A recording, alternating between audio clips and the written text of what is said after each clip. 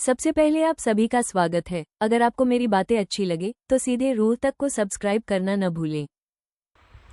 महिलाओं की भीतरी परतों का अनावरण, एक भावनात्मक, मानसिक और आत्मिक यात्रा।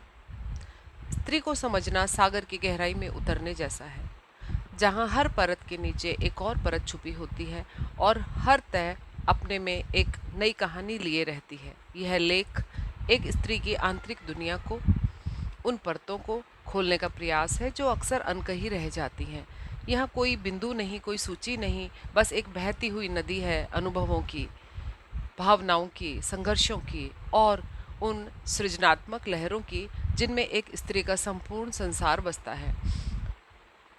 स्त्री की पहली भीतरी परत होती है डर। ये वो डर है जिसे वह बचपन से ढोती है, अजनबी हाथों का, रात की सड़कों का, गलियों की सीटी बजाती निगाहों का, घर के भीतर के रिश्तों का, जहाँ कई बार सुरक्षा का झूठा भ्रम उसे टूटने नहीं देता, बस चुप रहने को मजबूर करता है। यह डर उसकी आंखों में नहीं दिखता, लेकिन उसकी नींदों में मौजूद रहता है, उसकी हंसी के बीच के लंबे विरामों में झलकता है। इसी डर के नीचे बसी होती है आशंका। हर नए अनुभव, हर नए व्यक्ति, हर नए निर्णय के साथ आती अनिश्चितता। वह दुनिया को खोकर अपने भीतर हर बार सवाल उगाती है, क्या यह मेरे लिए सुरक्षित है? क्या मैं यहाँ स्वीकार की जाऊंगी? क्या मैं फिर से टूटी तो खुद को समेट पाऊंगी? पर इस आशंका के बीच भी वह कोमल कली की तरह विश्वास करना सीखती है। वह न जाने कितनी बार टूटती है, फिर भी किसी मुस्कान, किसी स्पर्श, किसी वादे में भरोसा रखने लगती है। यही स्त्री की सबसे सुंदर परत है, उसका भरोसा करना बिना किसी गारंटी के।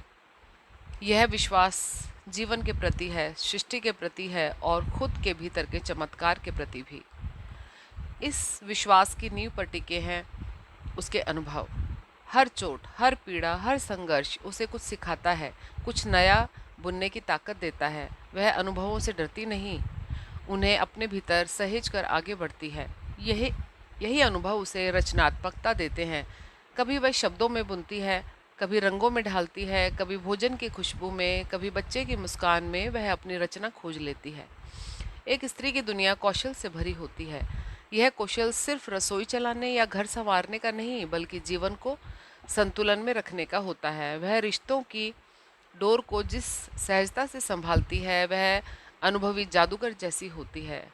वह माँ बनती है, बहन, पत्नी, मित्र बनती है, हर रिश्ते में अलग अलग कौशलों का प्रदर्शन करती है। उसकी बातचीत में उसकी परतें झलकती हैं। वह चुप रहकर भी बहुत कुछ कह जाती है और कभी-कभी कहकर भी कुछ छुपा लेती है।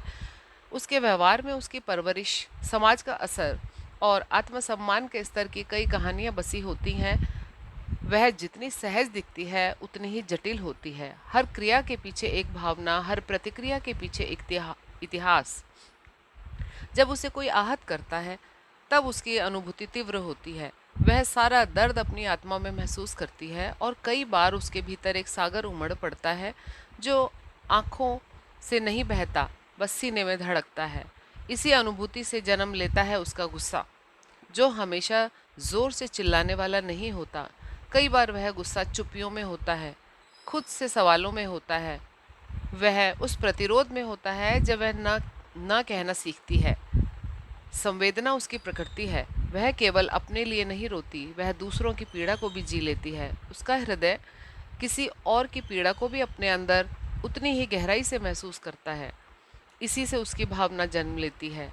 वह हर रिश्ते में खुद को पूरी तरह समर्पित कर देती है, बिना शर्त, बिना उम्मीद।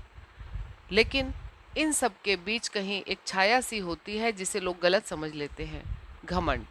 दरअसल यह उसका स्वाभिमान होता है, जो तब बाहर आता है जब उसकी पहचान को चुनौती दी जाती है।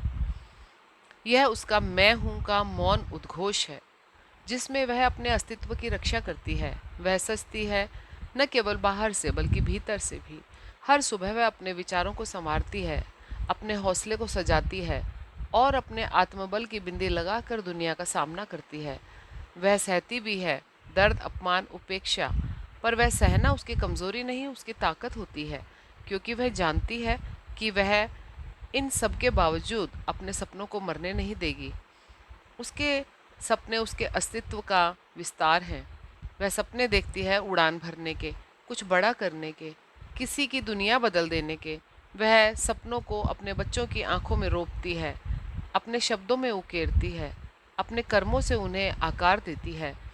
स्त्री की भीतरी परतों को समझना उसका सच्चा मान और प्रेम करना है। यह कोई एक दिन का कार्य नहीं, बल्कि एक जीवन भर की साधना है।